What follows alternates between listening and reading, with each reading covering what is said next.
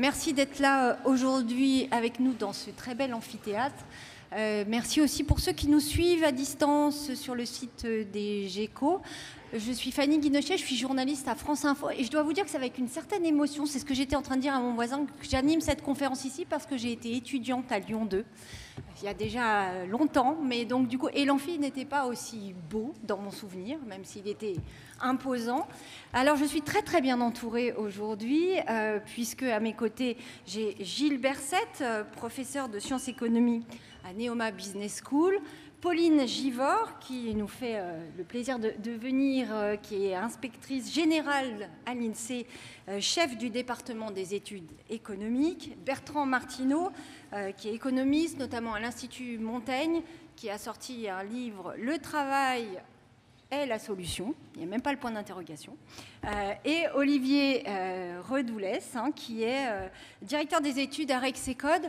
Merci beaucoup d'être là et justement, on va parler du travail. Alors, est-ce que la France travaille assez? Est-elle pas assez? Travaille-t-elle trop peu? Quelles sont les problématiques de notre pays en la matière par rapport notamment aux autres pays? On entend souvent qu'on travaille moins que nos voisins. Est-ce que c'est vrai? Dans quelle mesure? Et puis, pourquoi avons-nous cette situation-là? Quels sont les freins? On va faire une partie diagnostic, essayer de poser les choses et puis, évidemment, essayer de trouver des solutions, sachant que ce sujet est vraiment dans l'actualité. On ne pouvait pas faire mieux parce qu'aujourd'hui, il y a quand même une conférence sociale sur le travail, en tout cas un brin de conférence. Je vois Gilles Berset qui fait la moue. En tout cas, les partenaires sociaux sont reçus par le ministre du Travail pour justement poser cette question du travail en France. Alors pour juste que ce soit, on a 1h30 à être ensemble. Je vois qu'il y a beaucoup de... Vous êtes très nombreux et c'est vraiment... ça nous fait chaud au cœur. Il y a une partie questions que l'on réservera à la fin, que vous pouvez d'ores et déjà envoyer via un numéro qui s'affiche, voilà, qui est inscrit ici. Et moi, je les reçois en fait sur une tablette, ce qui nous permet d'avoir comme ça un échange avec vous. Voilà. Écoutez, on va peut-être démarrer par Gilles Berset sur eh bien, est-ce que cette France dans laquelle nous vivons travaille trop peu, Gilbert? Merci à tous. Bonjour à tous, pardon, et merci Fanny. Juste pour donner un petit peu quelques enjeux de cette question de quantité de travail, je voudrais commencer par, dans les 2 premiers slides, par montrer un petit peu quelle est l'ampleur des dépenses sociales dans notre pays. Vous voyez, quand on regarde le niveau des dépenses sociales dans les 27 pays de l'Union européenne, dépenses sociales exprimées en pourcentage du produit intérieur brut, ce qui apparaît tout de suite au premier regard, c'est que la France est le pays dans lequel les dépenses sociales correspondent à la plus forte part du produit intérieur brut. 32,2, 32,3% du produit intérieur brut. Donc évidemment, quand on voit ce chiffre, on est amené à se dire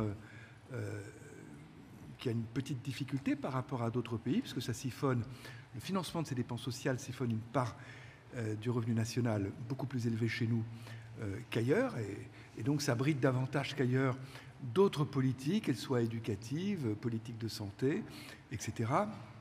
Et puis, l'autre question que ça pose, bien évidemment, c'est est-ce soutenable sur le plan financier, sur le long terme? Et la question de la soutenabilité, d'ailleurs, se pose d'autant plus que ce chiffre de 32,2% du PIB était seulement environ 15% du PIB en 1959.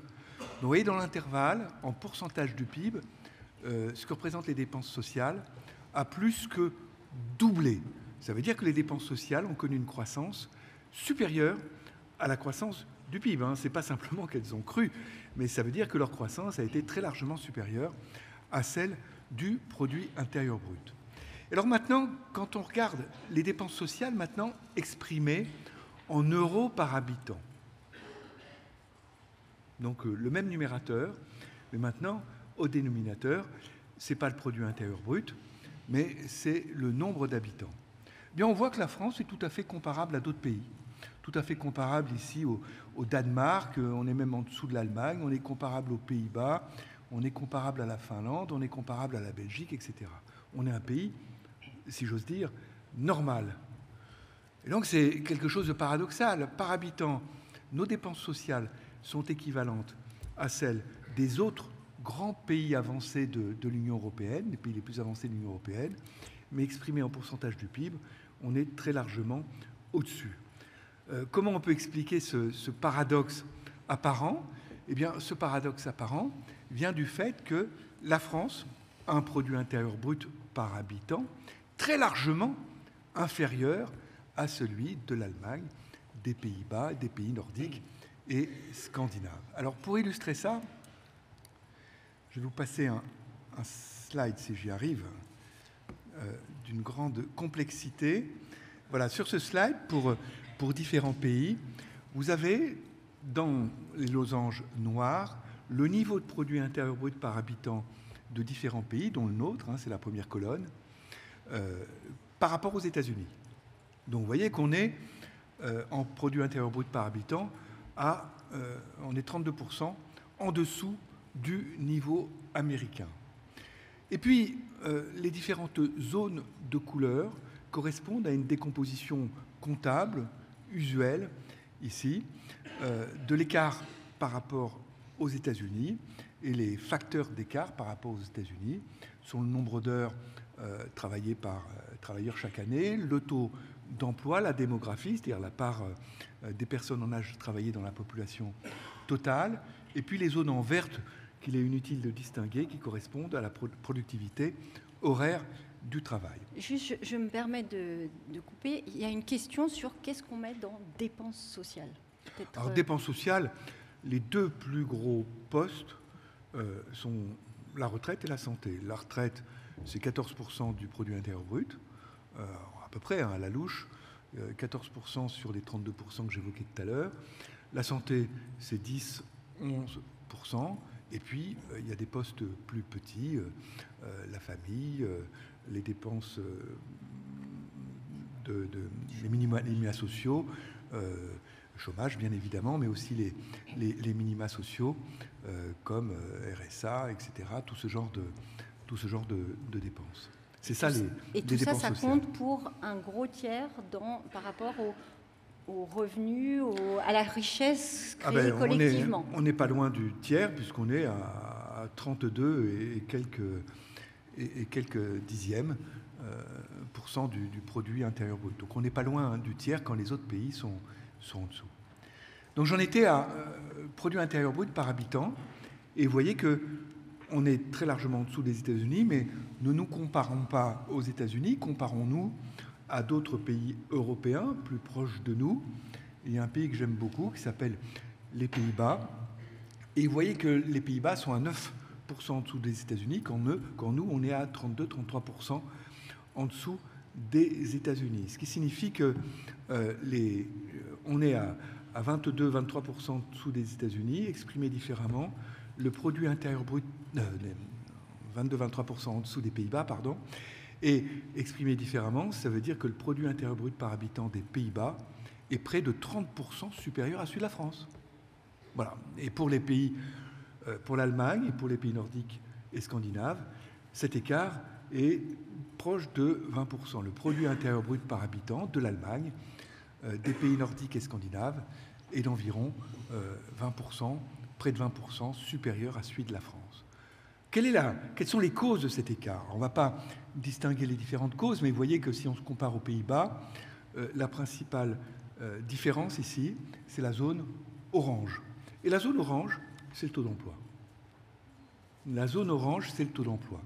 Et on est, comment dirais-je, éloigné des Pays-Bas pour environ 20% ici, en termes de taux d'emploi. Enfin, d'effet ici sur le produit intérieur brut par habitant, quand on compare les différents pays. Pour résumer les choses par une formule un petit peu forte, dans le club des pays les plus avancés, des pays dits riches, la France est un pays pauvre. La France est un pays pauvre qui ne dépense pas plus que les autres par habitant en dépenses sociales, mais pour qui ces dépenses représentent un effort beaucoup plus élevé, beaucoup plus considérable. Pourquoi? Parce que le produit intérieur brut par habitant est plus faible. Et la principale cause de cette pauvreté relative, c'est un écart sur le taux d'emploi. Alors, le taux d'emploi, je le rappelle, c'est parmi la population âgée de 15 à 64 ans, la proportion, le pourcentage de celle qui est en emploi. Alors juste pour vous donner, et là j'ai honte de ce que je vais évoquer quand j'y arriverai. On a une télécommande rebelle. Oui, je pense qu'il doit y avoir... Voilà. Juste pour vous montrer d'abord le taux d'emploi, vous voyez que la France, parmi ici c'est les pays de l'OCDE, parmi les pays de l'OCDE, se situe plutôt parmi les pays à taux d'emploi faible, comparé à d'autres pays. La France est à 69% en 2024, quand un pays comme les Pays-Bas est à 82%. Et l'Allemagne est à 77%. Les pays nordiques et scandinaves sont environ 75-77% de taux d'emploi. Et pour vous donner un petit peu un ordre de grandeur de ce que ça signifie quand même cet écart de taux d'emploi, pour vous donner un petit peu, vous faire toucher ce que ça peut impliquer ces écarts de taux d'emploi. Imaginons que d'un coup de baguette magique, on puisse rattraper du jour au lendemain, en France, le niveau du taux d'emploi d'un pays comme les Pays-Bas.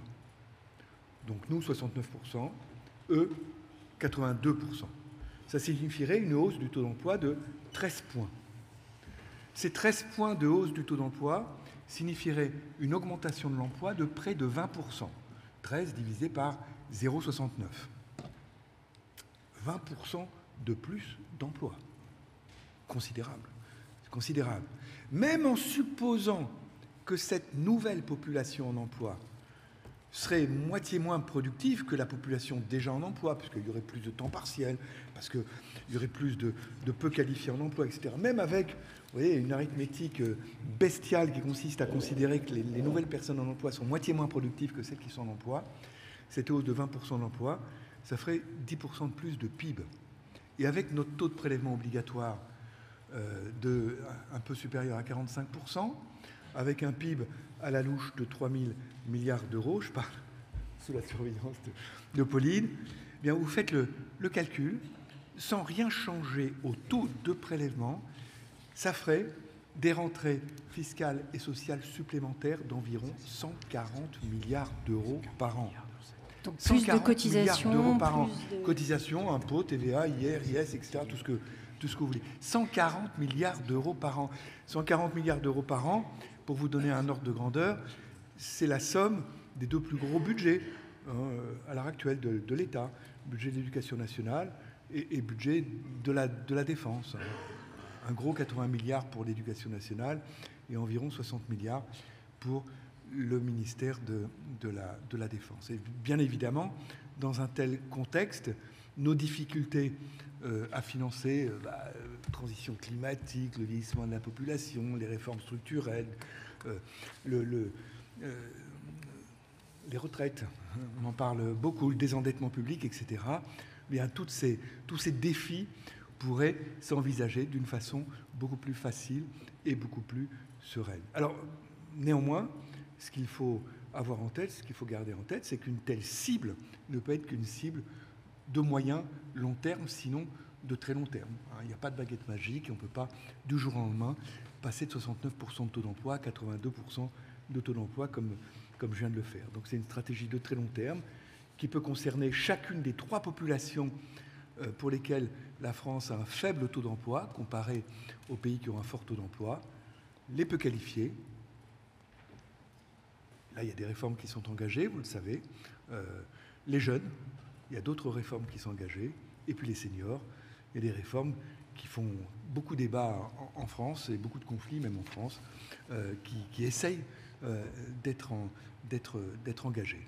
Voilà, donc les enjeux sont là, quantité de travail, et derrière la quantité de travail, c'est la soutenabilité et la supportabilité, si j'ose dire, de certaines dépenses comme nos dépenses sociales. Merci beaucoup Gilbert. Bon, ça donne pas trop le moral. La France est pauvre parmi les riches. On ne travaille pas assez. Qu'en pense Pauline Givors? Vous êtes d'accord avec ce constat et peut-être comment peut-on l'affiner? Merci. Donc, bonjour à tous et à toutes. Je suis aussi très contente d'être ici et je vais effectivement essayer de compléter un peu par rapport au diagnostic qui a fait Gilbert Sette, à la fois d'une question de, si on peut le résumer d'une autre manière, d'une richesse produite par habitant qui est plus faible que nos voisins. Alors, je pense que c'est important, alors c'était pas très réjouissant, je vais peut-être aussi parler des bonnes nouvelles. Donc, je vais rappeler juste que la richesse produite par un pays, c'est le nombre de personnes qui sont en emploi, la quantité de travail que ces personnes en emploi produisent et l'efficacité de ce travail, donc ce qu'on appelle la productivité, comme vous le savez. Quand on parle de la richesse produite par habitant, d'une certaine manière, les personnes en emploi, donc les actifs, subventionnent les inactifs, donc plus ou moins directement, mais disons, c'est un peu l'idée. Donc ces inactifs, c'est essentiellement les enfants, les jeunes et les seniors qui ne sont plus en âge de travailler. Alors, il y a quand même une situation un peu spécifique de la France et encore une fois, je pense que c'est quand même utile aussi parfois de rappeler les bonnes nouvelles. Donc, la France est dans une situation particulière par rapport à ses voisins européens, au sens où c'est le seul pays qui, avec l'Irlande, qui, dans les années 2000 et jusqu'au milieu des années 2010, a eu un nombre de naissances, un taux de fécondité particulièrement élevé, ce qui fait que par rapport à nos voisins européens, on a beaucoup plus de jeunes, plus d'enfants et maintenant d'étudiants à former par rapport aux actifs. Donc, juste pour avoir des ordres de grandeur, aujourd'hui, alors j'avais un peu regardé par rapport aux données de la Banque mondiale sur les prévisions de population, la Banque mondiale, on est aujourd'hui à peu près, il y a 4 moins de 20 ans en France pour 10 personnes d'âge actif, donc ce que j'appelle les âges actifs, c'est de 20 à 65 ans conventionnellement, alors qu'en Allemagne ou en Italie ou pour la plupart de nos voisins, c'est plutôt 3 moins jeunes pour 10 actifs, 10 personnes d'âge actif plutôt. Donc ça, c'est une première bonne nouvelle. Et puis après, il y a une autre bonne nouvelle démographique qu'il faut aussi quand même rappeler, qui ça, pour le coup, est commune à l'ensemble des pays développés, qui est qu'il y a eu un allongement de la durée de vie en bonne santé, qui fait qu'il y a plus de seniors dans la population par rapport à, encore une fois, par rapport aux actifs. Donc ça, je pense que c'est aussi utile parfois de voir le bon côté des choses. Donc cette situation spécifique de la France fait qu'on a un ratio de dépendance, donc aujourd'hui, par rapport à nos voisins européens, on a plus de personnes qui ne sont pas sur le marché du travail parce qu'elles ne sont pas l'âge de l'être sur les seniors.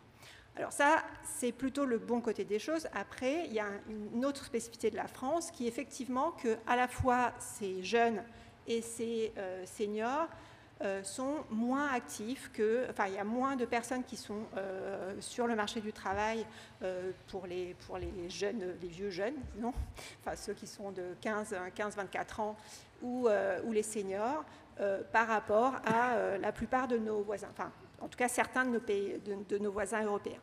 Alors, je ne vais pas, les jeunes, on peut se dire que c'est une position transitoire, qu'en général, ils basculent vers l'activité. Bon, c'est un peu plus complexe que ça, mais je n'aurai pas le temps de développer dans cette introduction. Pour les seniors, par contre, on a vraiment une spécificité française. Donc, je voulais illustrer dans ce graphique. Alors, ce graphique, il représente le taux d'activité, les taux d'emploi des plus de 50 ans. Donc, c'est pareil dans une publication, un dossier récent de l'INSEE sur l'emploi des seniors. Et donc, je pense qu'il y a 3 messages importants sur ce graphique. Donc, d'abord, je vais le décrire. Donc, c'est l'évolution des taux d'activité d'emploi des seniors depuis 1975 jusqu'en 2023-2024. Donc d'abord, le premier constat qui me paraît important, si vous regardez tout le bout, le point d'arrivée, donc on voit qu'on a vraiment une décroissance rapide des taux d'activité avec l'âge. Donc tout en haut, la courbe bleue, ça représente le taux d'activité des 50-54 ans. Donc là, on voit qu'on a en 2024 à peu près 90% des 50-54 ans qui sont actifs. Donc c'est pratiquement tout le monde. Et après, plus on descend, plus on a des seniors. Donc, la courbe orange, ça représente les 55-59 ans. Là aussi, on a un taux d'activité en France aujourd'hui, ça n'a pas toujours été le cas, mais qui aujourd'hui est très élevé, puisqu'on est à plus de 80%.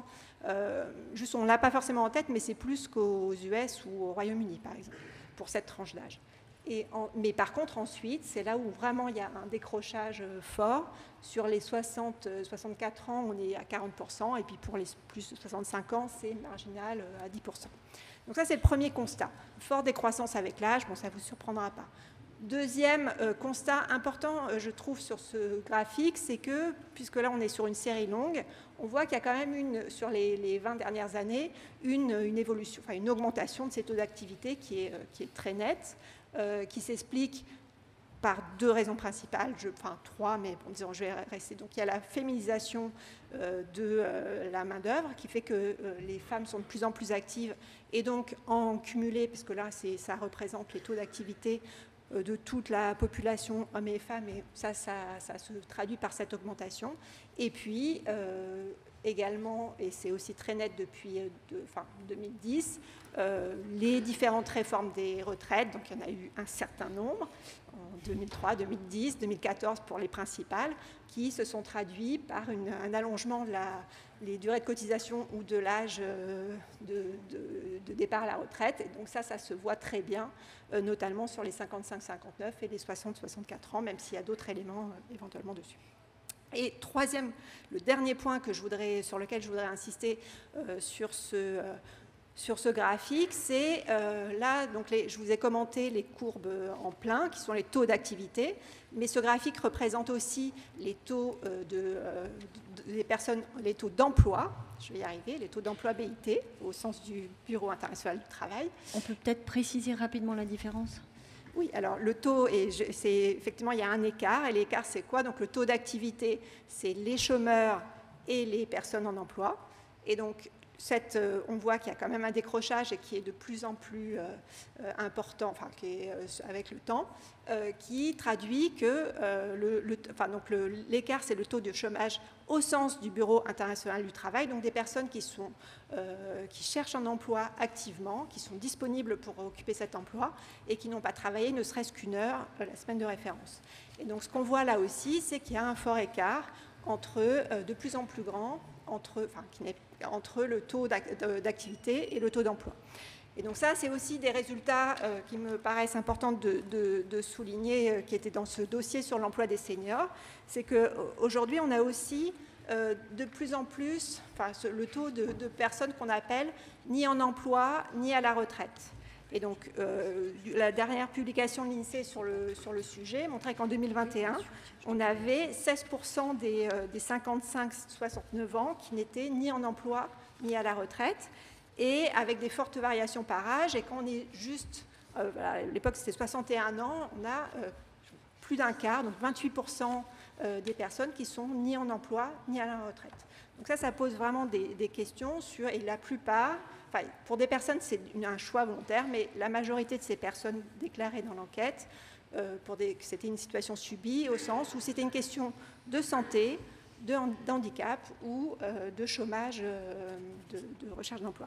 Donc il y a une question autour de, si on veut améliorer l'emploi, il y a des questions autour de la soutenabilité et du maintien en emploi des seniors. Donc ça, c'est vraiment une question qui est importante à avoir en tête sur le court moyen terme, pour obtenir, puisque Gilbert se plaçait sur le très long terme.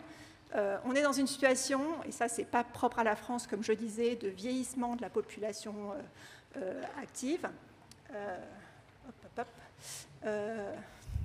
Oui, donc on est dans une situation de vieillissement de la population active qui est vrai dans tous les pays. Et donc, enfin, je vais pas m'attarder sur le temps de travail subi, mais ce vieillissement, ça demande d'avoir de pouvoir maintenir en emploi des personnes qui peuvent avoir plus de difficultés à rester dans l'emploi. Donc il y a beaucoup de raisons qui peuvent expliquer ça, qui sont liées, comme je disais, aux questions de santé et de handicap. Mais il y a une autre dimension sur laquelle je voudrais insister, parce que ça me paraît particulièrement important sur ce débat, donc, qui est tiré de statistiques que j'ai tirées du dernier rapport de l'OCDE sur l'emploi, donc qui est le rapport de perspective sur l'emploi de cette année, qui porte spécifiquement sur les défis que posent à l'ensemble des pays développés le vieillissement de la population active et du fait qu'on va devoir gérer ce vieillissement. Et une situation très particulière de la France, donc le sujet, encore une fois, c'est comment maintenir en emploi et garantir que cet emploi soit efficace des seniors. Et une spécificité de la France, donc on sait qu'on a un taux de formation des seniors qui est particulièrement faible par rapport à nos voisins. Et donc ça, pourquoi c'est un problème en tant que tel? On est dans une situation où on va vers un allongement de la durée active. Bon, c'est un objectif, comme ça a été rappelé. On a de plus en plus de seniors. Donc on ne peut pas, on est aussi dans une situation, et ça a été dit aussi, où on a des défis technologiques importants qui vont se poser, d'une part du fait de la transition écologique qui va se traduire par des réallocations sectorielles et qui donc demandent d'avoir des compétences nouvelles sur certains nouveaux secteurs. On a évidemment l'arrivée, entre autres, de l'IA, dont on ne connaît pas encore les sujets, mais qui va bouleverser sans doute, enfin en tout cas bousculer les marchés du travail.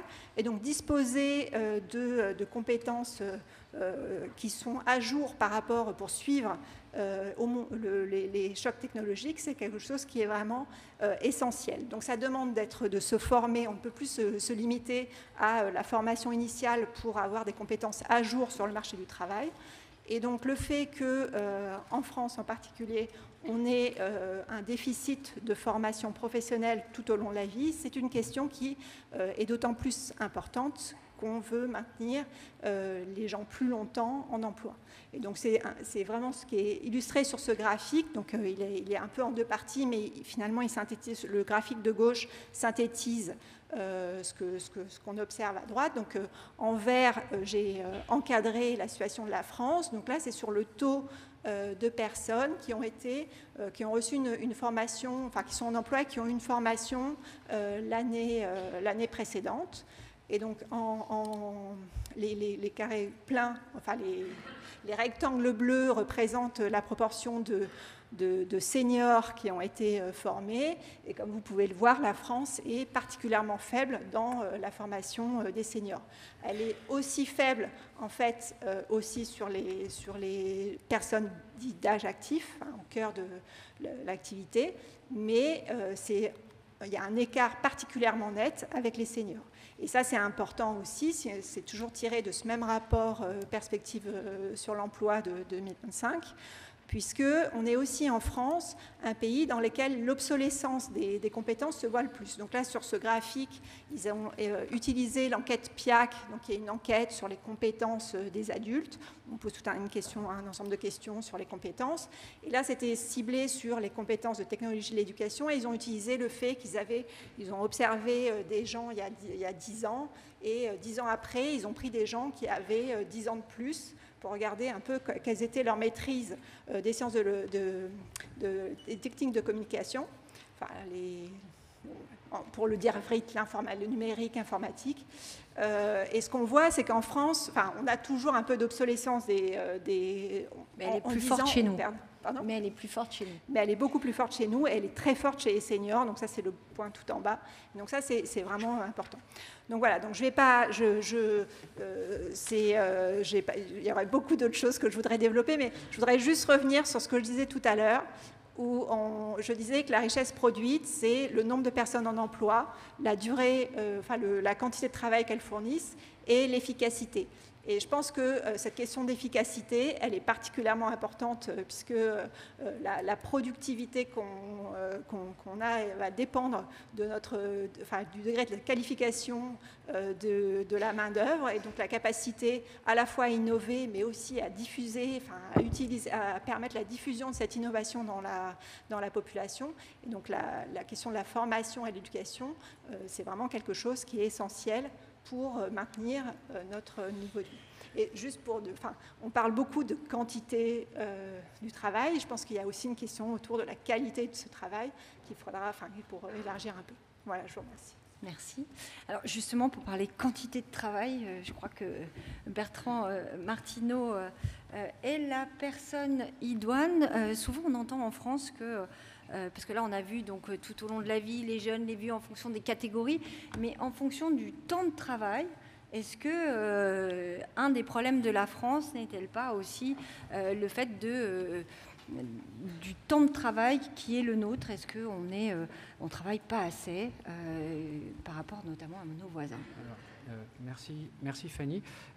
Pauline a fait exactement la transition, puisqu'effectivement, ce qui fait le niveau du PIB par habitant, du revenu par habitant, c'est la productivité horaire, le taux d'emploi et la durée du travail de ceux qui sont en emploi. Alors sur la productivité horaire, vous savez qu'on n'a pas de très bonnes nouvelles, puisque depuis en gros le milieu des années 90, elle a ralenti assez fortement en France et plus généralement en Europe. C'est d'ailleurs l'origine probablement du décrochage par rapport notamment aux États-Unis qui est inquiétant. Et ça, ce n'est pas le thème du jour. Ça renvoie à tout un tas de sujets sur l'innovation, l'investissement, etc.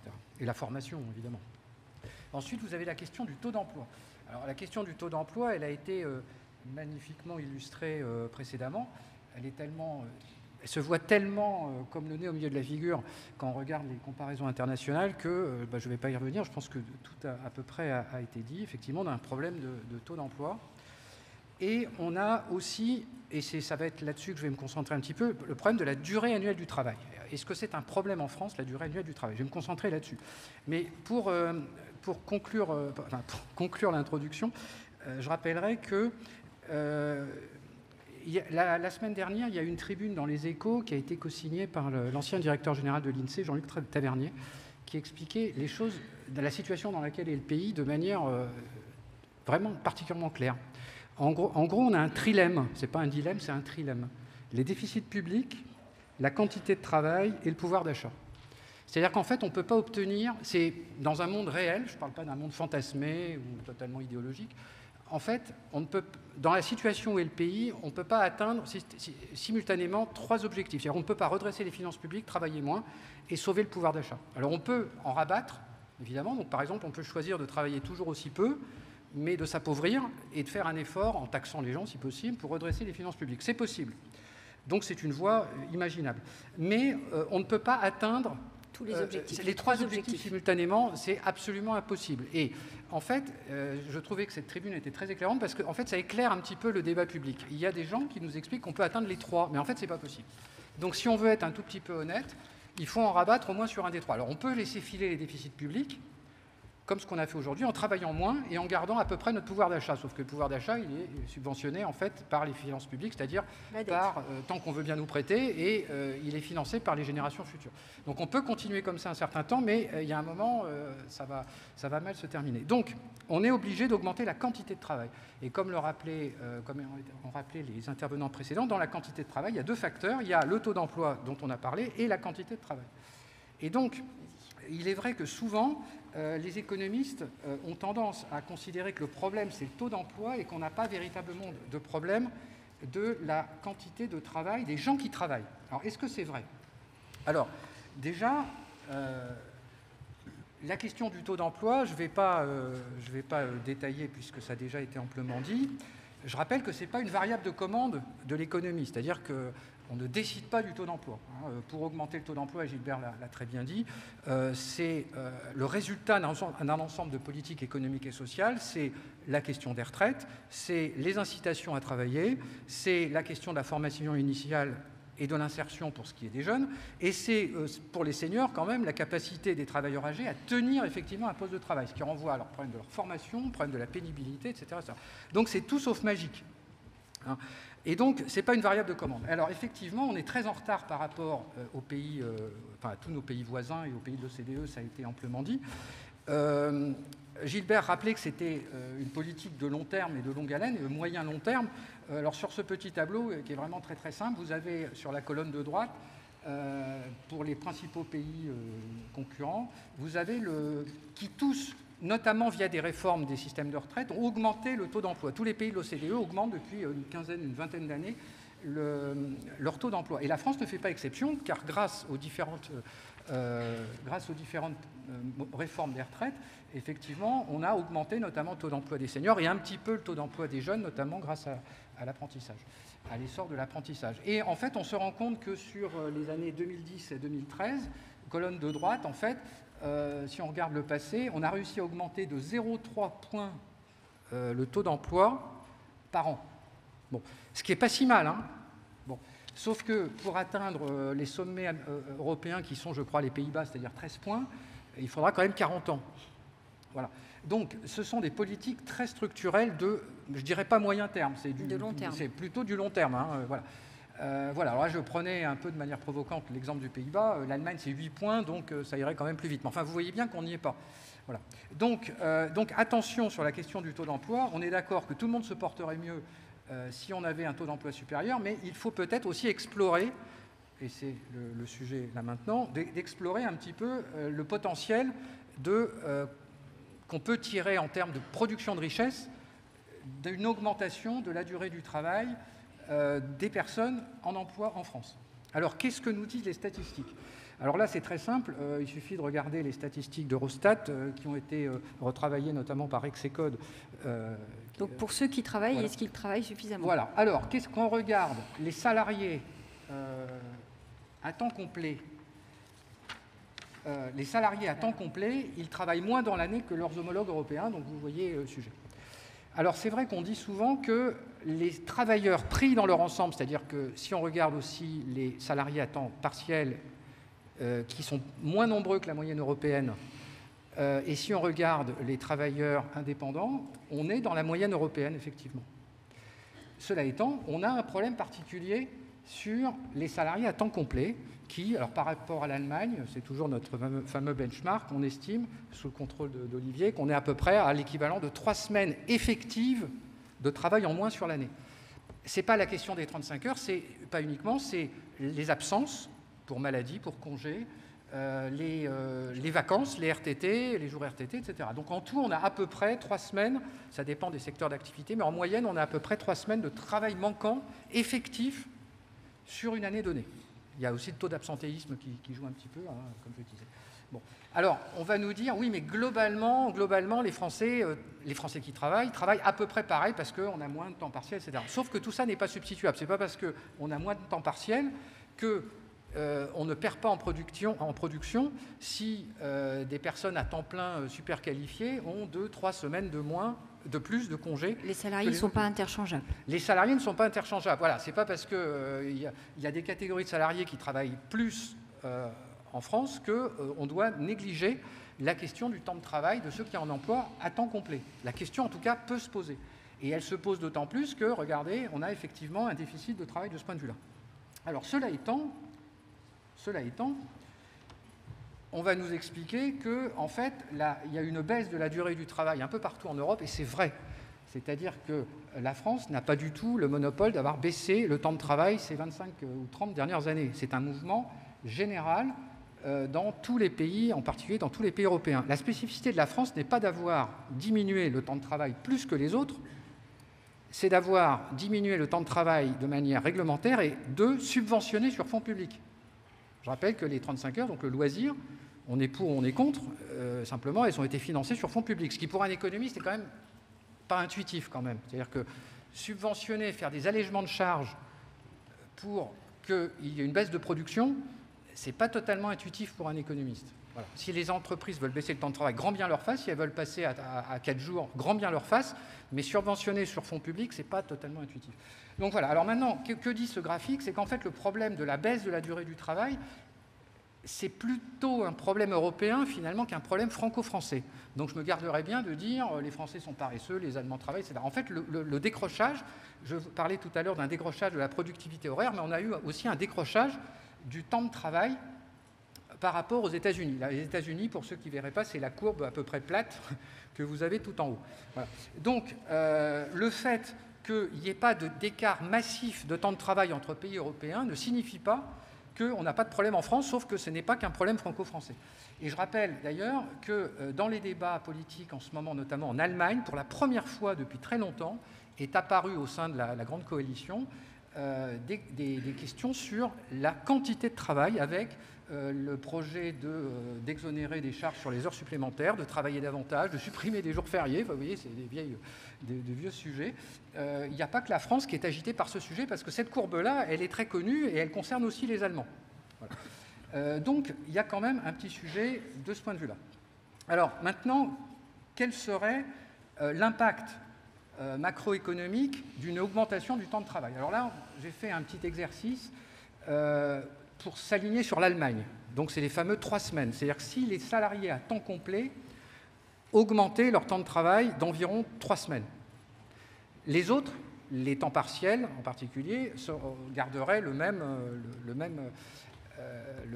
même durée du travail et la même proportion de personnes à temps partiel. C'est juste les salariés à temps complet qui travailleraient à peu près 3 semaines supplémentaires. Qu'est-ce qu'on constate? Eh bien, on aurait un impact sur le PIB qui serait de l'ordre de 3,6%, donc 107 milliards d'euros. Quel serait l'impact sur les finances publiques? Il serait a priori positif, puisqu'il y a plus de richesses réglées. Cela dit, l'impact est très difficile à estimer parce que ça dépend des incitations fiscales et de baisse de cotisation, on va dire les choses, pour que les gens travaillent plus et que surtout les employeurs demandent à faire plus d'heures supplémentaires. Donc il est assez incertain, positif mais incertain. Maintenant, regardons ce qui se passe pour la hausse du taux d'emploi, donc alignement du taux d'emploi sur le niveau allemand. Et là, ce n'est pas moi qui ai fait l'étude, c'est la Direction générale du Trésor qui a fait ça. Et donc elle estime qu'il y a un alignement du taux d'emploi français au niveau de l'Allemagne. Sauf que les personnes qui sont en plus, qui vont occuper des emplois supplémentaires pour s'aligner sur l'Allemagne, on considère qu'ils ont la même structure d'emploi que l'Allemagne, c'est-à-dire que ça va être surtout des personnes peu qualifiées et surtout du temps partiel, parce que ce qui nous distingue de l'Allemagne notamment, c'est la question du temps partiel. Donc ça va être des emplois, mais Gilbert l'a dit, je n'invente rien, ça va être des emplois en moyenne à plus faible productivité et avec des durées du travail, globalement des quantités de travail qui vont être plus faibles. Et donc l'impact sur le PIB sera... si on s'aligne sur le niveau allemand, sera loin d'être négligeable, 5,3%, 100 milliards d'euros, mais ce ne sera pas non plus un ordre de grandeur finalement très différent de celui que j'ai indiqué si simplement ceux qui travaillaient plus, sans toucher au taux d'emploi. Donc ma conclusion, c'est qu'en fait, il faudrait peut-être faire les deux finalement, c'est-à-dire qu'il faudrait faire un effort pour augmenter le taux d'emploi et puis par ailleurs mettre en place des incitations pour augmenter la durée du travail des personnes qui travaillent. On n'est peut-être pas obligé forcément que ce soit l'un ou l'autre. Il faut essayer peut-être de faire les deux. Alors maintenant, quel serait l'impact sur les finances publiques de l'alignement des taux d'emploi? Je mets en garde sur le fait que, bien entendu, il y a un effet recette qui est évident. Cela dit, il ne faut pas non plus surestimer cet effet recette, justement parce que ce sont des personnes globalement qui seraient mises en emploi, qui seraient moins qualifiées, qui auraient des salaires plus faibles, qui travailleraient moins aussi, ce serait beaucoup de temps partiel probablement. Et donc, en plus, les recettes, s'agissant de personnes à bas salaire, avec les allègements de charges, ça produirait moins de recettes. Autrement dit, la richesse, le contenu en recettes publiques supplémentaires de ce PIB supplémentaire serait peut-être un peu déceptif. Par ailleurs, si vous avez plus de gens qui travaillent, vous avez plus de droits sociaux à financer. C'est-à-dire que vous allez avoir des indemnités journalières, vous allez avoir plus d'assurance chômage à dépenser, sans doute, parce que certains seront au chômage. Vous allez avoir évidemment des retraites, et c'est très bien, qui vont être revalorisées. Vous allez créer de nouveaux droits à la retraite, donc vous allez avoir aussi des dépenses supplémentaires. Et l'un dans l'autre, vous allez évidemment avoir une contribution assez forte au redressement des finances publiques, mais elle n'est pas non plus miraculeuse. Il ne faut pas s'imaginer que c'est totalement mécanique. Alors maintenant, la question qui vient, c'est comment accroître la durée du travail. Alors là, c'est à la fois très simple et très compliqué. Vous avez... Nous, on prend la version très simple. Non, en fait, c'est pas fromage et dessert. Enfin si, c'est fromage et dessert, justement. C'est pas l'un ou l'autre. Bon, en gros, vous avez aujourd'hui, pour augmenter la durée du travail, alors à supposer évidemment que la demande suive, etc., vous avez deux types de verrous, en fait. Vous avez des verrous de nature réglementaire et vous avez des verrous de type coût du travail. Alors les verrous réglementaires, ils sont bien connus. C'est le déclenchement de la majoration d'heures sup, forcément à partir de 35 heures. C'est le plafond absolu pour les cadres au forfait de 218 jours. Je rappelle que même par convention collective, vous ne pouvez pas dépasser les 218 jours, ce qui vous fait quand même 2 semaines de congés supplémentaires par rapport aux congés légaux. Donc ça coûte plus cher au-delà, quoi. C'est même que ce n'est pas possible. Enfin, sauf accord, je ne rentre pas dans les détails, sauf accord individuel avec le salarié. Sachant que les grandes entreprises en France, généralement, sont plutôt à 214, 215, 216 jours de forfait. Donc, vous avez des contraintes réglementaires qui sont issues des 35 heures, qui ont été fortement assouplies, mais il en existe encore. Donc ça, c'est la première catégorie de contraintes à lever. Donc ça, celle-là, elle ne coûterait rien. Et ensuite, vous avez une deuxième catégorie de contraintes qui empêche les entreprises de faire des heures supplémentaires. C'est évident, c'est le surcoût du travail que coûtent les heures ou les jours supplémentaires. Et là, je vous ai mis dans un petit tableau, en fait, combien ça coûte. Je rappelle que les heures supplémentaires ont été totalement défiscalisées et en partie socialement exonérées pour les salariés. Sans cotisation, sans impôt. Voilà, donc c'est une mesure pouvoir d'achat qui est extrêmement populaire, mais dans cette affaire, on a juste oublié le côté de l'entreprise. C'est-à-dire qu'il a échappé à certains politiques qu'en fait, c'est les entreprises qui décident de faire des heures supplémentaires ou de racheter des jours RTT, ce n'est pas les salariés. Bon. Et donc, si, comme il est écrit ici, le surcoût de l'heure supplémentaire, en tout cas, du fait aussi des allègements de charges qui sont dégressifs, quand il y a moins d'aide, évidemment. Donc, qu'est-ce qui se passe? Eh bien, en fait, au niveau du SMIC, le surcoût de l'heure supplémentaire par rapport à l'heure normale, c'est 45%. Au niveau de SMIC plus 30%, c'est 36%. C'est-à-dire que vous avez, par rapport à une heure normale, une heure supplémentaire coûte beaucoup plus cher. Alors évidemment, vous avez des modèles économiques, vous avez des situations où il y a des carnets de commandes qui sont tellement garnis que de toute façon, même avec ces niveaux-là, les entreprises font des heures supplémentaires, évidemment. Mais en réalité, vous voyez bien qu'avec un surcoût comme ça, il ne faut pas s'imaginer qu'on va développer de manière massive les heures supplémentaires et les rachats de jours RTT, etc. Donc, conclusion provisoire. Conclusion provisoire. Le premier point, si on veut, c'est un choix, augmenter le nombre d'heures supplémentaires, c'est ma position, parce que comme je vous disais, je pense que la hausse du taux d'emploi ne suffira pas, parce qu'elle ne produira pas assez de richesse et parce que, de toute façon, c'est du très long terme. Donc, il faut, à mon avis, faire les deux, c'est-à-dire, il y a là un sujet taux d'emploi, mais il y a aussi un sujet temps de travail des salariés, des travailleurs à temps complet. Donc, il y a un certain nombre de choses à faire. D'abord, privilégier la souplesse et la décentralisation et les incitations plutôt que la contrainte. C'est-à-dire que toutes ces histoires de revenir à 39 heures, 40 heures, etc., c'est une aberration économique, c'est ce que j'appelle les 35 heures à l'envers. C'est-à-dire que ce serait plus aussi idiot que d'être passé de manière autoritaire aux 35 heures. Ça tuerait littéralement un certain nombre d'entreprises qui sont très très confortables avec les 35 heures. Donc, première chose, privilégier la souplesse. Deuxièmement, ne pas sous-estimer la question de la durée annuelle du travail des salariés à temps plein. C'est un sujet de préoccupation macroéconomique. Troisième élément, troisième conclusion, l'impact sur les incitations fiscales et sociales dont je vous parle sont très définies. Cet impact est très difficile à estimer parce qu'on ne sait pas comment les entreprises vont réagir et surtout ça dépendra de la conjoncture économique. Selon que vous avez des carnets de commandes ou pas, ces mesures seront plus ou moins efficaces évidemment. Donc l'impact est incertain. Et puis, quatrième et dernière conclusion, c'est à mon sens un levier dont il ne faut pas se priver pour accroître le PIB par tête, mais ça aurait forcément un impact assez limité sur les finances publiques. Surtout, ce sera ma conclusion, que se pose la question de la hausse du travail dans le secteur public aussi, parce qu'on ne voit pas pourquoi les salariés du secteur public ne travailleraient pas aussi un peu davantage, mais dans ce cas-là, il faudrait probablement les rémunérer et ça vous ferait des dépenses publiques supplémentaires. Et donc l'impact, donc ce serait très bien pour le PIB, sans doute très bien pour le pouvoir d'achat, ce serait très bien pour la compétitivité de l'économie, mais ce n'est pas probablement un levier massif de rétablissement des finances publiques.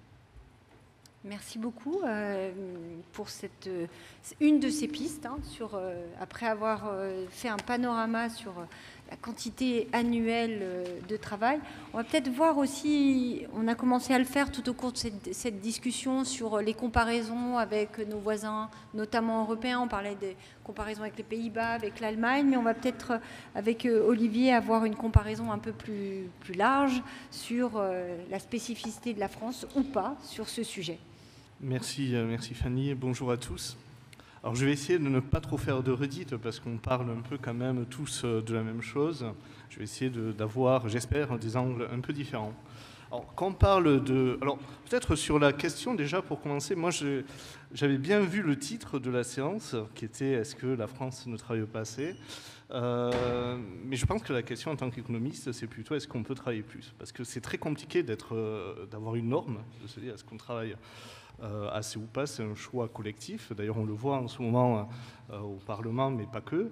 Le vrai sujet, quand on se pose une question d'économie, c'est-à-dire comment produire des ressources qui ensuite vont bénéficier aux différents agents de l'économie, aux ménages notamment, mais aussi qui vont permettre de financer des dépenses publiques, des services publics, etc. C'est est-ce qu'on peut avoir plus de ressources ? Sachant que, bien sûr, on aimerait bien avoir une réponse positive, surtout que, comme l'a mentionné Bertrand, en fait, on vit depuis quelques décennies dans une période d'affaiblissement des gains de productivité. Ça veut dire que ce qui était le principal vecteur de richesse, de création de richesse par habitant, en fait, a un peu diminué. Donc, c'est affaibli par rapport, alors on a tous en référence les 30 glorieuses, mais on avait encore des gains assez dynamiques des années 70, et puis décennie après décennie, ça s'est considérablement affaibli. Et donc la question, c'est est-ce qu'on peut mobiliser davantage le facteur travail, en quelque sorte, pour compenser l'affaiblissement des gains de productivité et aussi financer ou disposer des ressources dont collectivement nous souhaiterions avoir. Voilà. Donc, alors quand on se pose la question du taux d'emploi, c'est toujours intéressant de voir qu'est-ce qu'on met derrière par tranche d'âge et de se comparer précisément. Et c'est là qu'on voit que l'écart de notre taux d'emploi, il montre essentiellement nos choix collectifs de travail. Alors, j'ai pas mis un tableau sur le cœur de la population active qui est les 25 à 55 ans parce que en fait, on est assez proche de la moyenne européenne, on doit être même un peu au-dessus, un peu en dessous des Allemands ou des Néerlandais, mais on est très proche de la moyenne européenne et parce que collectivement, en fait, il y a un choix collectif en Europe qu'on retrouve à peu près partout qui est de travailler beaucoup sur la période du cœur, en fait, de l'âge de travailler, c'est-à-dire de 25 à 54 ans, pour faire simple. Alors, sur les 14-25 ans, sur les 15-24 ans, la France, elle a un taux d'emploi qui est beaucoup plus bas, par exemple, que celui des Pays-Bas ou celui de l'Allemagne, mais c'est juste des chiffres incomparables. Si on prend en France, on est à 35%, aux Pays-Bas, on est à 76%, et en Allemagne, à 50%, mais ça ne résulte pas forcément en fait, ça résulte de préférences collectives. On travaille plus dans certains pays, on allie davantage les études et la formation, et l'indicateur de taux d'emploi n'est pas forcément le meilleur pour cet âge-là. Le vrai sujet, en fait, ce sont les jeunes qui sont exclus du marché du travail et des études, donc ce qu'on appelle en bon français les NEET, c'est-à-dire les jeunes qui sont sans emploi, sans éducation et sans formation. Et là, on a un écart, mais qui est beaucoup plus réduit, mais qui est important et dont il faut effectivement se préoccuper. Si on se compare à la moyenne européenne, on a à peu près un point. Un point, il faut se dire qu'une tranche d'âge de 10 ans, c'est à peu près 8 millions de personnes. Donc là, ça fait 80 000 personnes, 80 000 net en plus par rapport à la moyenne européenne. Mais si on se compare par rapport aux Pays-Bas ou à la Suède ou à l'Allemagne, c'est beaucoup plus important. Il faut sans doute se poser la question de ces emplois qui manquent là, parce qu'on sait très bien que les gens qui sont NEET entre 15 à 24 ans, ils auront plus de mal à s'insérer sur le marché du travail plus loin. Il y a une forme de persistance dans l'emploi ou dans l'emploi qui n'est pas juste due au fait du diplôme ou pas, mais plus généralement de rentrer dans l'emploi ou pas. Et donc ça, c'est un vrai sujet. Et puis si on se pose à l'autre côté du spectre des âges, c'est-à-dire entre 60 et 74 ans, on voit qu'on a un gap énorme de taux d'emploi entre 60 et 64 ans, en fait. C'est là où on a une différence très majeure par rapport aux autres pays européens. On a 12 points de taux d'emploi d'écart avec la moyenne européenne. On a quasiment 30 points avec la Suède. Donc la marge de progression est importante si on veut mobiliser du travail là. Après, c'est un choix collectif, on peut en discuter longtemps. Au-delà, c'est beaucoup plus réduit. On a quand même un écart, on a 5 points d'écart avec la moyenne européenne, on a 10 points d'écart avec l'Allemagne, mais on a quand même des écarts plus réduits. Et par contre, entre 60 et 64 ans, on a grosso modo 1 million d'écarts, 1 million d'emplois déficitaires, grosso modo. Alors, on peut d'ailleurs faire ce calcul et se dire, au fond, si on avait le taux d'emploi de tel pays, combien d'emplois on aurait en plus. Et alors, on peut le faire par tranche d'âge, après on peut faire la somme, mais on voit que pour se rapprocher du taux d'emploi de la moyenne européenne, on a 800 000 emplois en moins, ou 800 000 emplois à gagner en quelque sorte. Si on viserait plutôt l'Allemagne, on a 2,8 millions d'emplois à gagner, des Pays-Bas 3,8 millions, de la Suède 4 millions. Donc ça, en fait, c'est une sorte de gisement inexploité d'emplois. Alors, est-ce qu'il faut le mobiliser ou pas? Ça, c'est un choix collectif. Mais en tout cas, la bonne nouvelle, en quelque sorte, c'est que si on voulait créer plus de richesses, on a entre 800 000 et 4 millions d'emplois mobilisés, sous réserve, bien sûr. Et là, je reviendrai, mais je partage complètement l'avis de Bertrand, de mettre des politiques en place. Et c'est des politiques qui ne sont pas forcément faciles, ni gratuites, par ailleurs. Alors ensuite, quand on parle de taux d'emploi, il faut se poser la question de qu'est-ce qu'il y a dedans, et c'est un peu parfois des mélanges de choux et de carottes, et pour ne pas dire de sèche-linge ou de sèche-cheveux, pour ne pas citer un ancien Premier ministre. En fait, quand on se compare par exemple au taux d'emploi des Pays-Bas, en fait on ne peut pas vraiment se comparer. Parce que les Pays-Bas, ils ont certes 82% de taux d'emploi, mais dans ce taux d'emploi, c'est énormément de temps partiel. On est beaucoup plus comparable, par exemple, avec l'Allemagne ou la moyenne de l'UE, où en fait, au fond, notre taux d'emploi de salariés à temps plein est assez proche, autour de 50% de la population en âge de travailler, donc ici des 15-64 ans. Et d'autres pays ont un peu plus de taux de salariés à temps plein, d'autres un peu moins, mais on voit que l'écart avec les autres pays se fait surtout quand même plutôt sur les temps partiels. Ça permet aussi de se dire qu'au fond, la question de la durée du travail des temps pleins, des salariés à temps plein, ne peut pas être exclu comme ça. Parce qu'en fait, on voit bien que l'écart qui se fait avec les autres pays, ça se fait surtout sur les temps partiels. On sait aussi, dans notre vie de tous les jours, que certes, il y a une porosité entre les temps pleins et les temps partiels, et peut-être sans doute que les Pays-Bas sont l'exemple de cette porosité, parce qu'ils ont une telle proportion de temps partiel dans leur économie, mais elle n'est pas toujours évidente, elle n'est pas non plus totalement immédiate. Donc il y a sans doute de la marge pour accroître le nombre d'heures travaillées par les salariés à temps plein. Et donc là, on peut par exemple décomposer le nombre d'heures travailler par statut d'emploi et ramener ça au nombre de personnes en âge de travailler. Donc on voit en fait qu'on a de la marge un peu partout, mais surtout à la fois pour les temps partiels et aussi pour les salariés à temps plein. Donc il faut sans doute, et je rejoins complètement Bertrand sur ce point, mobiliser les deux. C'est-à-dire on va sans doute, on a du potentiel pour accroître la durée du travail des salariés à temps plein, mais aussi on a du potentiel pour accroître le taux d'emploi, mais ça va sans doute se faire plutôt sur des salariés à temps partiel. Et donc, quand on se pose la question de quelle richesse supplémentaire on veut produire, au fond, la richesse, c'est, pour reprendre la décomposition qu'a fait Pauline un peu plus tôt, c'est du nombre d'heures fois de la productivité. Et donc, on a envie de se dire, au fond, de combien on peut augmenter le nombre d'heures travaillées dans l'économie en s'alignant sur tel ou tel pays. Et donc, on voit qu'on a de la marge avec un certain nombre de pays qui sont des pays proches de nous. Alors là, ici, il y a tous les pays de l'UE, mais on n'a pas forcément envie d'avoir les mêmes conditions de vie, où on ne se compare pas forcément à la Pologne, à la Hongrie ou à la Tchéquie. Mais par contre, on a un certain nombre de pays très proches de nous, dont on envie parfois le niveau de vie, qui travaillent un peu plus que nous en nombre d'heures par habitant. Alors, ce n'est pas forcément les Pays-Bas, sur lequel on regarderait, qu'on prend tout en compte, qu'on prend en compte à la fois le taux d'emploi, mais aussi le nombre d'heures travaillées par emploi, mais si on rejoignait le Pays-Bas, par exemple, on pourrait accroître le nombre total d'heures travaillées dans l'économie de l'ordre de 3%. Si on s'alignait sur la moyenne de l'UE, on aurait plutôt 7%. 7%, c'est important, avoir 7% de hausse d'heures travaillées. Alors, ça ne fait pas 7% du PIB en plus, mais ça fait quand même quelque chose de très important. Si on s'alignait sur l'Allemagne ou la Suède, on pourrait accroître notre total, notre volume d'heures travaillées dans l'économie de l'ordre de 10%.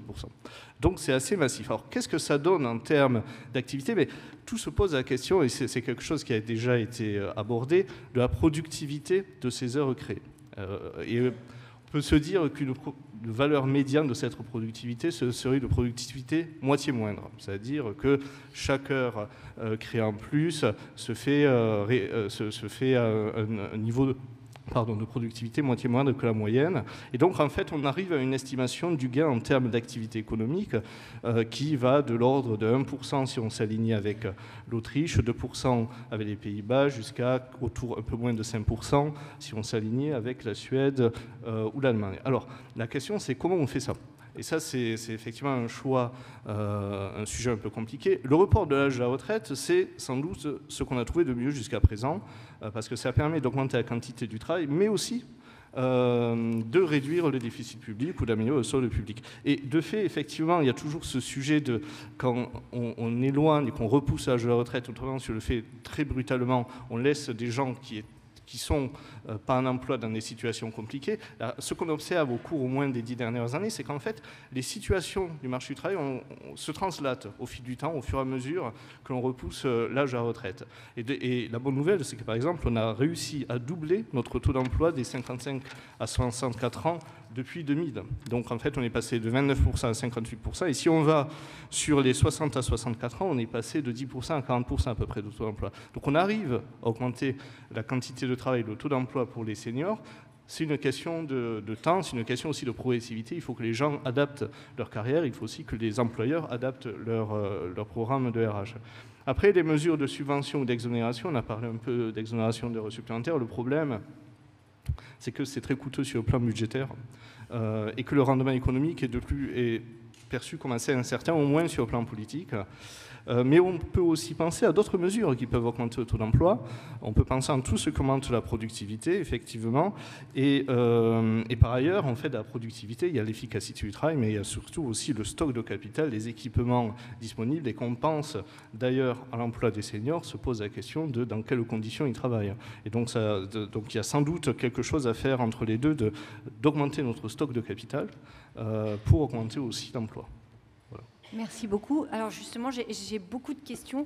Sur la productivité, par exemple, une question, pourquoi elle baisse et comment l'améliorer? Est-ce qu'on ne peut pas l'améliorer via la robotique, via l'intelligence artificielle?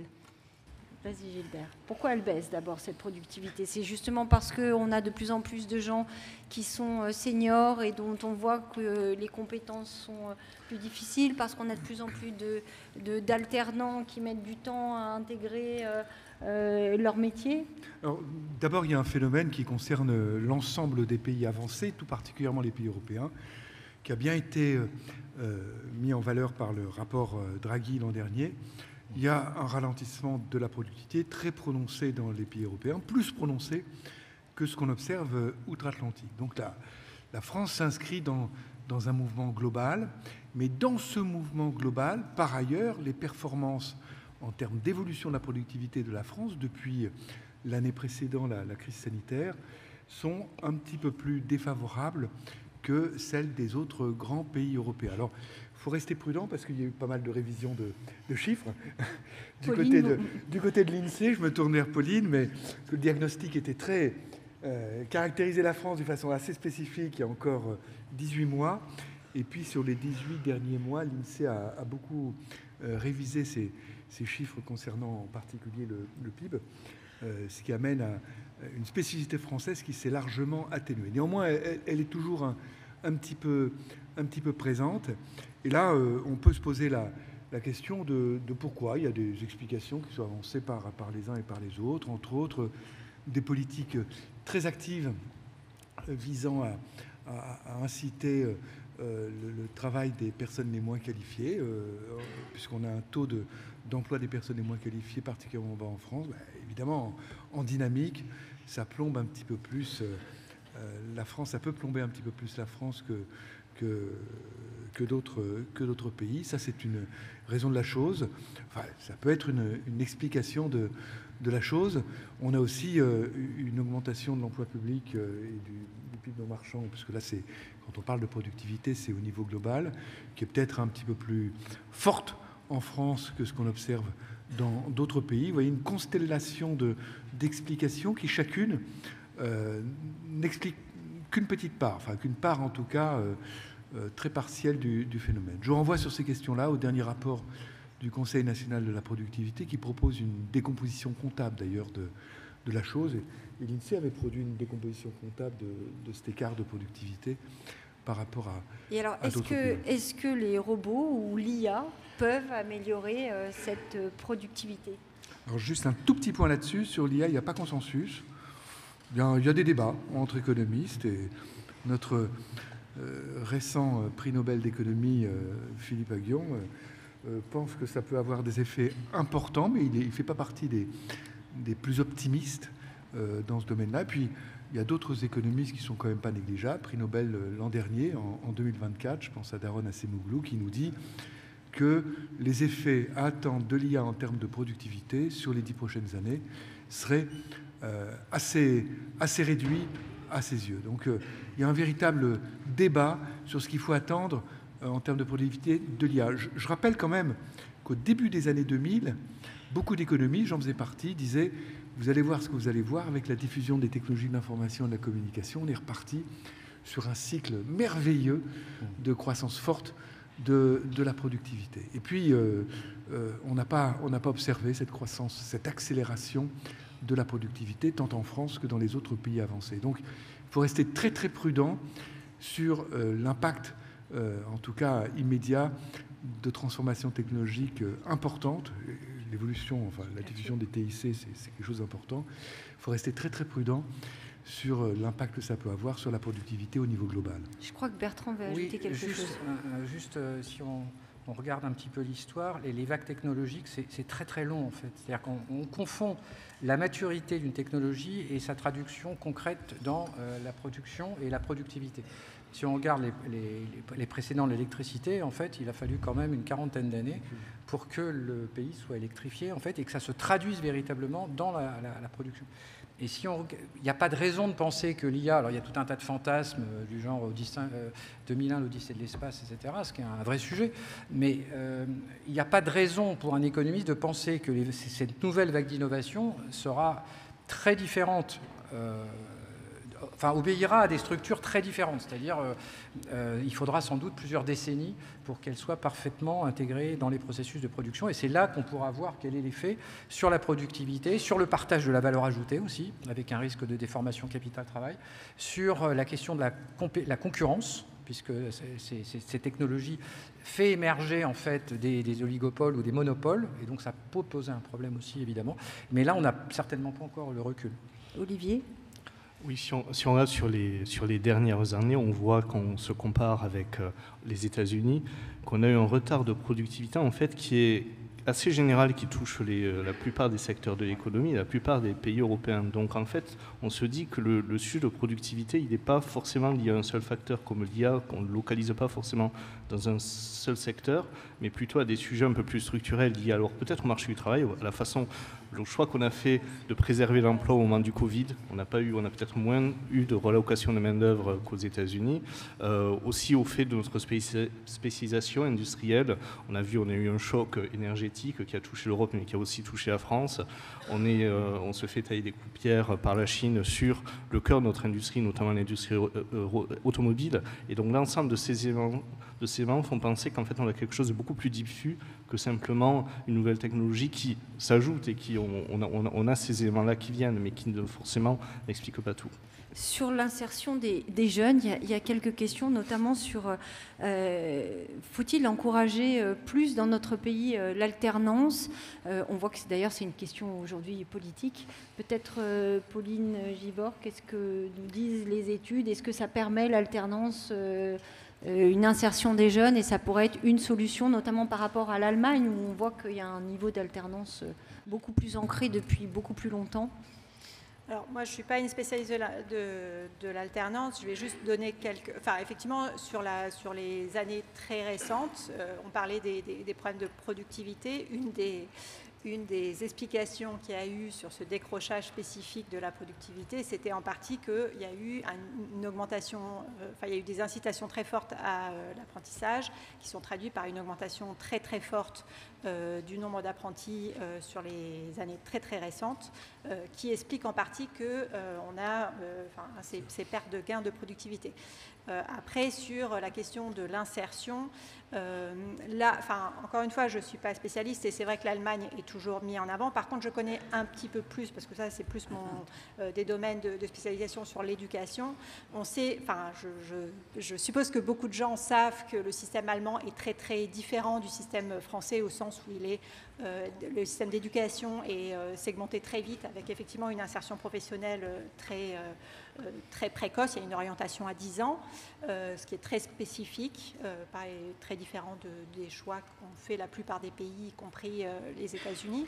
Alors, est-ce que l'apprentissage, effectivement, c'était un peu l'espoir? Ce qu'on a observé, mais encore une fois, on n'a pas énormément de recul par rapport à cette évolution, c'est qu'en tout cas, sur les statistiques, juste sur ce qu'on observe, finalement, il y a ces politiques incitatives, le développement de l'apprentissage sur les dernières années s'est fait essentiellement sur le supérieur, ce qui n'était pas forcément...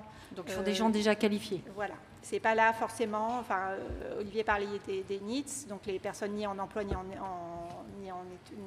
études, c'est plutôt une question de faible qualification. Et ce n'est pas là-dessus qu'on observait. Et il y avait aussi quelques statistiques, mais alors là, je n'ai pas les chiffres en tête, mais je parle de mémoire, qui regardaient les apprentis, quelle proportion d'apprentis restaient dans l'entreprise où ils ont fait leur apprentissage. Et effectivement, en Allemagne, c'est un vecteur d'insertion assez fort parce qu'il y a un taux de conversion qui est important. Alors encore une fois, je parle de mémoire. Alors qu'en France, c'est moindre. Et en France, c'était beaucoup moins. Bertrand? Oui, juste une remarque un peu cash. L'apprentissage en Allemagne, je rappelle, c'est au niveau bac et ça va jusqu'à bac plus 1. Or, l'apprentissage en France s'est développé, alors heureusement sur les BTS, c'est une très bonne nouvelle, mais c'est développé exclusivement sur le supérieur sup et en particulier sur les masters et les grandes écoles. Donc on va se dire un truc très simple. Les grandes écoles, que ce soit les écoles de commerce ou d'ingénieurs, n'ont pas découvert l'entreprise avec l'apprentissage. Ça fait quand même belle lurette. Ça fait des décennies qu'en troisième année, d'école d'ingé on fait des stages longs. Donc elles ont profité de l'alternance. Mais oui, en fait, l'alternance, c'est génial pour ces élèves. Et c'est très bien, parce que c'est gratuit, c'est rémunéré, ça donne même des droits à la retraite. Donc tout le monde est content. Et puis ça ne coûte pas cher aux entreprises. Donc tout le monde est content. Ça coûte cher à la collectivité. Il faut bien que quelqu'un paye. Et en France, quand quelqu'un paye, on sait très bien qui c'est, généralement. Bon. C'est pas nous, c'est pas vous, c'est l'État. C'est l'État qui paye. Bon. Non, mais tout ça pour dire que l'alternance, si elle n'est pas dévoyée, si c'est une modalité d'apprentissage particulière, particulièrement adaptée aux jeunes, mais aussi d'ailleurs aux moins jeunes. Il faudrait penser à développer l'alternance chez les adultes. C'est un excellent produit, mais attention à ne pas noyer le moteur et avoir une vision purement quantitative de l'alternance, c'est-à-dire ne pas regarder les modalités pédagogiques et puis confondre un peu alternance et stage de luxe, on va dire. Voilà. Alors, désolé d'être un peu direct. Dans les questions directes, est-ce que la France ne paye pas sa politique du diplôme? C'est-à-dire que trop de diplômes ne tuent pas le travail, finalement, à garder des jeunes trop en diplôme? Est-ce qu'on répond aux besoins du marché du travail? Alors, moi, je vais juste, parce qu'encore une fois, j'ai un peu travaillé à la direction de l'éducation de l'OCDE. C'est vrai qu'on se compare beaucoup à l'Allemagne, mais comme ça a été dit plusieurs fois, ceux qui nous battent en termes de productivité, c'est les États-Unis. Et les États-Unis, c'est pas un pays où on oriente les enfants à 10 ans, et c'est un pays dans lequel le taux de diplômés du supérieur est l'un des plus élevés du monde. Je pense que c'est important de le rappeler. Et par ailleurs, encore une fois, je reviens juste un peu en arrière sur les questions de productivité. La productivité, l'innovation, la capacité à se saisir de l'innovation, parce qu'il y a deux choses importantes. Il y a la capacité à innover, Et ça, c'est important, et on a parlé de l'IA, etc. Pour l'instant, c'est vrai qu'on n'a pas beaucoup de recul sur qu'est-ce que ça veut dire, mais après, la question de comment ça infuse dans l'ensemble de l'économie, ça demande aussi de la main-d'œuvre qualifiée et capable d'utiliser ça. Donc, je reviens encore une fois sur un peu ce que je disais tout à l'heure sur la formation. C'est vrai à la fois sur la formation des seniors, j'en parlais tout à l'heure. J'ai fait une étude quand j'étais à la DARES sur la formation, parce qu'il y a eu un plan d'investissement dans les compétences qui a investi massivement pour les personnes en recherche d'emploi.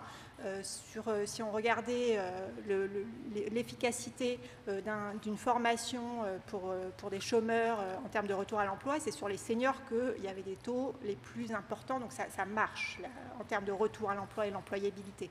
Après, c'est un peu plus compliqué que ça, etc., mais c'est quand même quelque chose qui n'est pas assez diffusé. Et après, c'est pareil sur l'éducation des jeunes. Je pense que c'est aussi important de rappeler que c'est un des moteurs de la croissance et de l'innovation. Non, peut-être pour dire que le sujet des diplômes, c'est que en fait, leur vrai rendement, historiquement, peut-être c'est en train de diminuer dans une situation où justement le chômage a baissé, ça a été une protection contre le chômage. Si on prend juste le rendement des diplômes, le rendement économique des diplômes, c'est-à-dire vous prenez ce que ça vous coûte en termes d'années pendant lesquelles vous ne travaillez pas, le coût des études, bon, qui est faible heureusement en France, et puis le gain salarial que ça vous procure, je ne sais pas, sur toute la durée de la vie, etc., c'est pas exceptionnel en fait. L'incitation au diplôme est assez faible parce qu'en fait, le travail qualifié est très fiscalisant en France. Donc, et là, on peut comprendre au fond l'alternance comme un moyen d'aider à financer ces formations, à financer les diplômes, parce que c'est assez difficile d'aller voir une banque et de lui dire financez-moi mon diplôme parce qu'il va rapporter assez, parce qu'en fait, c'est pas le cas. Il y a peu de diplômes qui procurent des gains financiers suffisants pour rembourser un prêt ensuite. Mais ce ça qui n'est pas le cas reste quand des même États-Unis, un passeport aujourd'hui contre le chômage. Jusqu'à présent, Peut-être c'est en train de changer d'ailleurs pour deux raisons. Déjà parce que les diplômes peut-être se font concurrencer par l'EA et par ailleurs parce qu'on a moins de risques de chômage. Mais historiquement, le vrai gain du diplôme, ça a été la protection contre le chômage. Donc, c'est une autre façon de reprendre le terme d'employabilité que mentionnait Pauline. Alors justement, ça va faire le lien. En France, on parle souvent de travailler plus, mais est-ce qu'il n'y a pas la question du travailler mieux? Pauline, je vous vois sourire. Non ? Oui, effectivement, je pense qu'il y a une vraie question, enfin je disais tout à l'heure, il y a une question autour de pas seulement de la quantité de travail, mais de la qualité du travail. Ça s'entend un peu à je voudrais le voir de deux manières différentes. Donc j'ai parlé de productivité, donc il y a la qualité de l'efficacité du travail. Je pense qu'il y a aussi, on a beaucoup tourné sur comment faire pour que plus de gens travaillent ou qu'ils travaillent plus. Il y a une question autour de la soutenabilité et du maintien en emploi. Et donc ça, effectivement, la plupart des études, c'est très prégnant dans le rapport de l'OCDE que je citais, mais je voudrais juste citer une étude de la DARES récente. Donc la DARES, c'est le ministère du Travail. Le ministère du Travail. Qui montrait que pour presque, je crois que c'est plus d'un tiers des gens considèrent que leur emploi n'est pas soutenable jusqu'à la retraite. Donc on ne peut pas le faire jusqu'à la retraite correctement, quoi. Enfin, en tout cas, c'est leur vision, mais ça soulève, et effectivement, quand on regarde plus précisément la plupart des études sur l'emploi des seniors, il y a quand même des questions importantes sur la soutenabilité et la question des conditions de travail et ce que je citais tout à l'heure sur l'état de santé et le handicap, c'est des choses qui sont nettement plus élevées en France, encore une fois, que dans les pays qui arrivent à maintenir des taux d'activité importants pour les seniors. Très court. Oui, mais il n'empêche que, en complément de ce que vient de dire Pauline, il y a une caractéristique, une spécificité française, que quand on se compare avec les autres pays européens par des enquêtes du type l'enquête Cher, des outils comme cela, on voit que les Français veulent partir plus tôt à la retraite que les autres, veulent partir le plus tôt possible dans une proportion plus importante que les travailleurs d'autres pays. Et quand on essaye d'expliquer ce décalage de réponse en prenant un tas de facteurs, ça avait été fait d'ailleurs par Didier Blanchet il y a déjà un certain temps, ça a été publié dans l'économie statistique, on voit que l'élément qui explique cette spécificité nationale, c'est le fait que travailler plus longtemps rapporte moins qu'ailleurs et partir de façon anticipée coûte moins qu'ailleurs en termes d'équivalent patrimoine des retraites. Et c'était une explication assez forte pour, je dirais, apporter un élément d'éclairage sur ce désir des Français de partir plus tôt. Parce que sinon, il n'y a pas de raison génétique pour lesquelles le Français pourrait travailler moins longtemps que l'Allemand, le Néerlandais, l'Italien, l'Espagnol, etc. Et de fait, on part environ 2 ans plus tôt à la retraite que les travailleurs de ces pays-là. Alors justement, pour poursuivre sur les questions de retraite, pourquoi les réformes des retraites se focalisent à chaque fois uniquement sur l'âge de départ et pas sur les fins de carrière? Qu'est-ce qu'il faudrait faire? Est-ce que là aussi c'est une spécificité française de parler que de l'âge, du décalage de l'âge? Eh bien, juste pour compléter ce que vient de dire,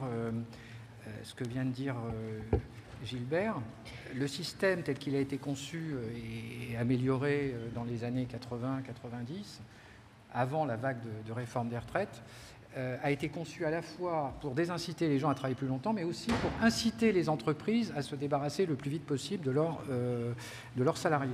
Donc les désincitations existent des deux côtés. Et donc il y a une sorte de consensus social qui s'est formé pour en fait gérer la pyramide des âges exclusivement par le haut. Et donc c'est quelque chose de particulièrement ancré dans la mentalité française.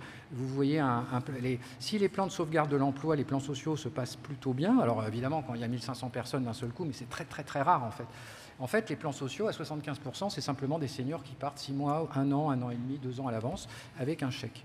Et tout le système, ça prendrait trop de temps de le démontrer, mais tout le système fiscal et social et juridique, pendant très longtemps, alors c'est en train d'évoluer, mais c'est pour ça qu'on augmente le taux d'emploi que petit bout par petit bout, parce que c'est des évolutions longues. Tout le système social français a été conçu comme ça, ce qui fait d'ailleurs au passage qu'on a pendant longtemps eu cette illusion d'une productivité par tête supérieure aux autres, tout simplement parce qu'on a marginalisé au bord du marché du travail, on a externalisé vers l'inactivité toutes les personnes qui étaient peu qualifiées, qui étaient vieux, qui avaient des problèmes de santé, etc. On n'a pas été assez inclusif. Et voilà pourquoi on en est là. Et effectivement, on ne traitera pas le problème des retraites sans traiter aussi, évidemment, ce sujet. Pour rebondir sur ce qui a été dit, il y a quand même une bonne nouvelle, c'est que les études statistiques montrent qu'il n'y a pas vraiment de corrélation entre la durée du travail et le bien-être ou le mal-être au travail. C'est-à-dire qu'en gros, vous pouvez être en burn-out à 35 heures.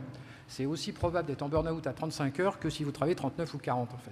Ça, c'est plutôt une bonne nouvelle. Et pour répondre à ce que disait Pauline, sur l'étude qu'elle a citée, sur les 37% de personnes, je crois, qui ne se disent pas en capacité de continuer jusqu'à la retraite, je voudrais dire juste que les professions qui sont le plus difficilement soutenables, c'est des personnes qui travaillent dans les commerces, des personnes qui travaillent dans le médico-social, des personnes qui travaillent dans la banque et des personnes qui travaillent dans l'éducation nationale. Quel est le point commun à toutes ces personnes? C'est pas qu'ils travaillent beaucoup plus que les autres ou que le métier est beaucoup plus pénible que les autres, c'est parce qu'ils sont en contact du public. Et le fait d'être en contact avec le public, toutes choses égales par ailleurs, eh bien, aujourd'hui, l'enfer c'est les autres, comme disait Jean-Paul Sartre, ça doit être un peu vrai, eh bien, en fait, c'est une source de stress terrifiant. Bon, donc il faudrait le mettre dans les réflexions. Donc c'est pas un problème de durée du travail. Donc dans les réflexions sur la pénibilité, il faudrait un critère. Le rapport à l'autre. Oui, tout à fait. Une autre question qui revient d'ailleurs parmi pas mal de questions. Est-ce que c'est encore pertinent de vouloir travailler plus alors que la baisse du temps de travail est vécue comme un progrès dans un contexte contraint, notamment écologique? Qui veut répondre? Peut-être que je peux faire les deux questions. Je peux rebondir sur la précédente et puis sur celle-là, mais peut-être dans d'autres ordres. Non, ça dépend en fait si on se satisfait de ce qu'on a ou pas. En fait, c'est d'où un peu moi la façon dont j'avais abordé cette séance. Est-ce qu'on peut travailler plus? Parce qu'on pourrait très bien se contenter de travailler moins, mais il faut de fait accepter les conséquences en termes de pouvoir d'achat, en termes de ressources publiques. Une partie importante des ressources publiques, si ce n'est presque tout, vient directement ou indirectement du travail. Donc ne pas vouloir activer ce levier-là, sauf à trouver des puits de pétrole ou des mines d'or, ça va être compliqué de financer une demande sociale en termes de niveau de vie, en termes de confort, en termes de santé qui est croissante. Oui, ça veut dire que si on passe tous à la semaine des 4 jours, par exemple, il ne faut pas s'attendre à avoir d'aussi bonnes retraites, une assurance maladie on voit qui bien soit que aussi généreuse. Ce qui bloque au niveau politique, c'est le budget, et ce qui bloque au niveau du budget, c'est qu'à un moment donné, on bute sur les ressources. Quand on a une croissance de 1% par an dans l'économie, ça veut dire en fait on a 30 milliards à se partager 30 milliards pour à la fois financer des gains de pouvoir d'achat, un peu pour tout le monde, pour financer davantage de services publics, pour financer la transition écologique. En fait, on se rend compte qu'on n'y tient pas. Si on met bout à bout toutes les demandes sociales, on arrive plutôt à 120.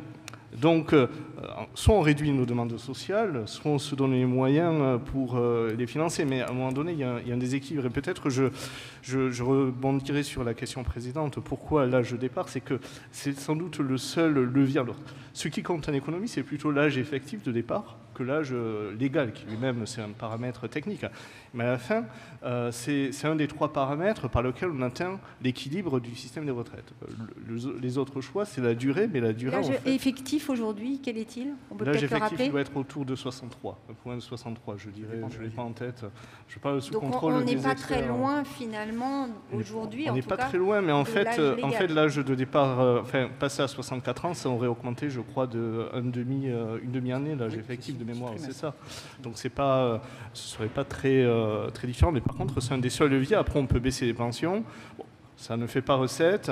On peut aussi augmenter les cotisations. Le problème, c'est que quand on augmente le coût du travail, ça pose une question de qui paie la hausse du coût du travail. Est-ce que c'est le salarié?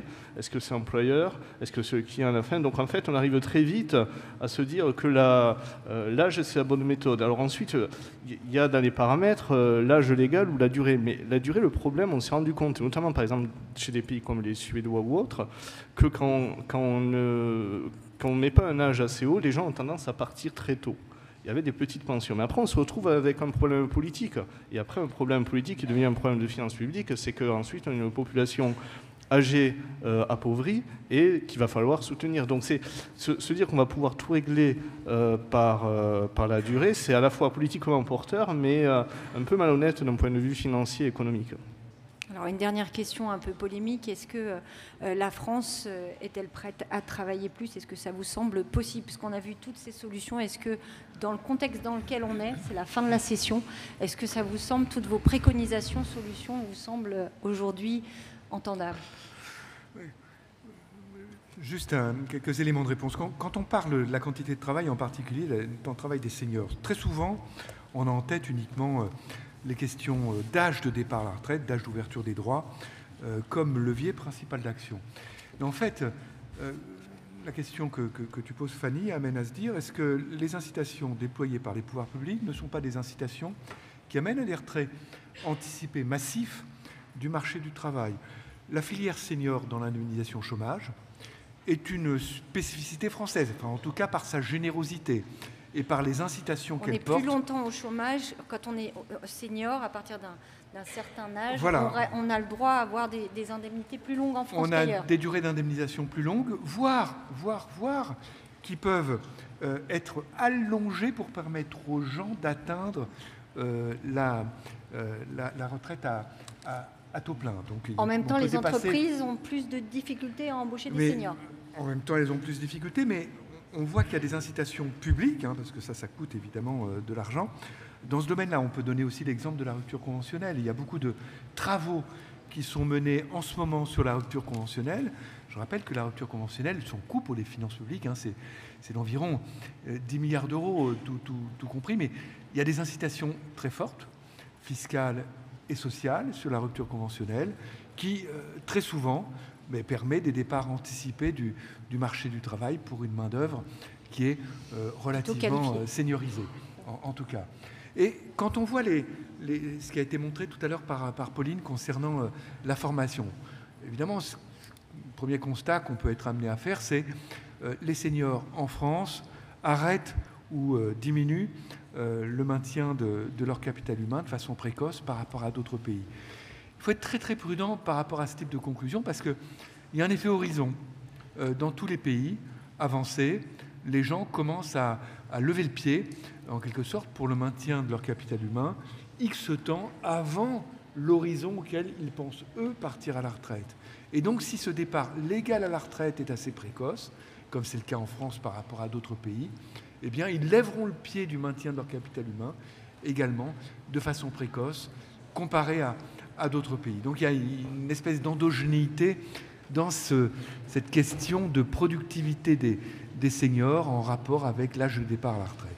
Bien, écoutez, merci beaucoup. Merci à vous de votre attention. Merci aux jeunes qui nous ont suivis.